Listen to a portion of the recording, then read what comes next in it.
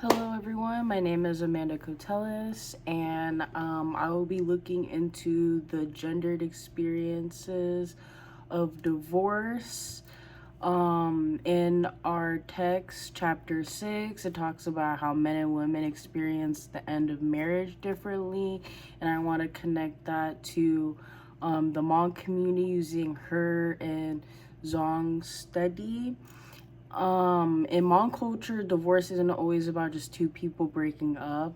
It's almost like about two families basically breaking up, and because of this, women often have a harder time when it comes to leaving. And I just want to focus on the double standards that are happening, specifically regarding the cheating and the family pressure. When it comes to divorce, especially how it's really different for women compared to men.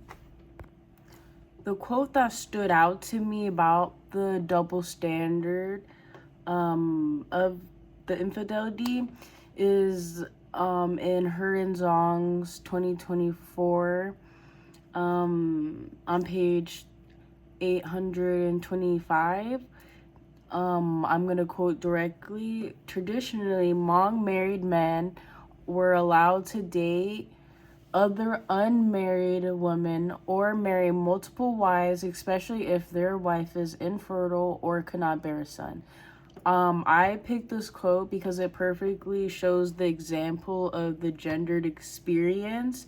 For having men having a relationship outside of the marriage was usually culturally okay, and it was okay, like them continuing the family line, basically, they would say. And for women, it was not an option for them, and that shows how the rules of marriage was against women, basically. The second point I wanted to mention was the pressure for women to stay quiet. So even if the husband was cheating or the marriage was failing, women basically just had to deal with it.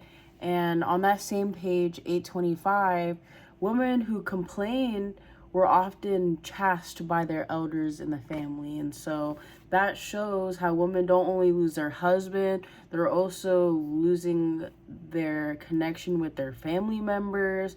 And so that just shows how women do have a hard time in initiating divorce.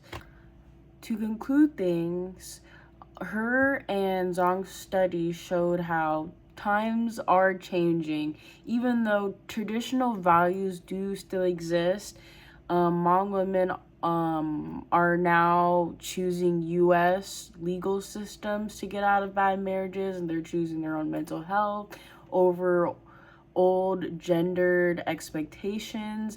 And so that just shows how divorce isn't just an ending for these women. It shows that, this is the first time that they're picking themselves over their old family expectations. And yeah.